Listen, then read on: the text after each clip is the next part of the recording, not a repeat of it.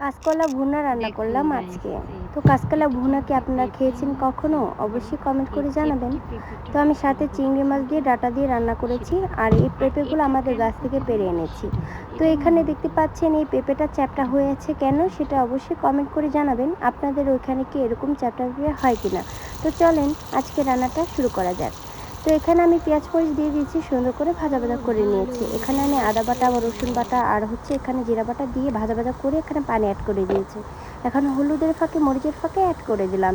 সুন্দর করে এখন নাড়াচাড়া দিয়ে এটাকে ভালোভাবে কষিয়ে নিতে হবে। ২ বার করে আমি কষিয়ে নেব। তো হ্যালো গাইস, আসসালামু আলাইকুম। ছোট্ট একটা মিনি ব্লগে আপনাদের সকলকেই স্বাগতম। সবাই আমার ভিডিওটা সম্পূর্ণ দেখে লাইক কমেন্ট করে শেয়ার করে দেবেন। যাই হোক, দেখতেই পাচ্ছেন আমি সুন্দর করে কিন্তু চিংড়ি মাছগুলো আমি এই মশলাটার মধ্যে ২ বার করে কষানোর পরে কিন্তু আমি মশলাটার মধ্যে দিয়ে দিয়েছি। এখন চিংড়ি মাছগুলো আমি একটু ভুনা ভুনা করে নিব ২-৩ মিনিটের মতন। তো আমি ডাঁটা কিন্তু সেদ্ধ করে নিয়েছি। ডাঁটা আর কাঁচকলা একসাথে আমি সেদ্ধ করে নিয়েছি, মানে এক ঢিলে ২ পাখিটা মেরে নিয়েছি। আপনারা সেটা করতে পারেন। যাই হোক, তো গাইস এই হচ্ছে কথা। তো এটা কিন্তু একটা কথার কথা। ফেসবুক আবার কী ভাবে সেটা আমি বুঝতে পারি না। মাঝে মাঝে হুটহাটে কপিরাইট খেয়ে যায়। কেন খেয়ে যায় সেটা আমি নিজেও জানি না। ফেসবুকেই ভালোভাবে বুঝতে পারবে ব্যাপারটা। তো যাই হোক, এখানে আমি সুন্দর করে কষিয়ে নিচ্ছি। ডাঁটাটাও দিয়ে দিলাম, দেখতে পাচ্ছেন। ডাঁটাটা দিয়ে সুন্দর করে আমি চিংড়ি মাছটা দিয়ে কষিয়ে নিয়ে এখন আমি ঝোলের জন্য পানিটা দিয়ে দিলাম।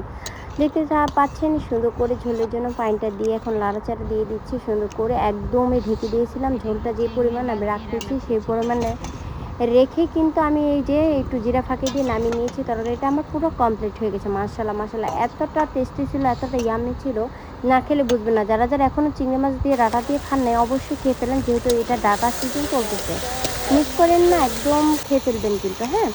যাই হোক, আজকে আমি রান্না করব যেটা আপনাকে বলছিলাম, কাঁচকলা ভুনা। সেই জন্য আমি পেঁয়াজ মরিচটা সুন্দর করে ভাজা ভাজা করে, আদা রসুন বাটা জিরা বাটা ভাজা ভাজা করে পানি দিয়ে মশলাটা হলুদ মরিচের গুঁড়ো ফাঁকে দিয়ে মশলাটা ২ বার করে কষিয়ে নিয়েছি। কষানোর পরে কিন্তু আমি এই যে কাঁচকলাটা সুন্দরভাবে দিয়ে এখন কষিয়ে নিচ্ছি। সুন্দর করে একটু পানি দিয়ে দিলাম। সুন্দর করে এখন একটু নাড়াচাড়া দিয়ে এটাকে একটু কষিয়ে নিতে হবে। যাই হোক, কষানো শেষ হয়ে গেছে। এখন ঝোলের জন্য পানি দিয়ে দিলাম। তো আমি এটা ঝোল রাখবো না, একদম শুকিয়ে ফেলবো, যেহেতু কাঁচকলা ভুনা কিন্তু একদম মাখা মাখা খেতে ভালো লাগে, আবার শুকনো করে ফেললেও কিন্তু ভালো লাগে।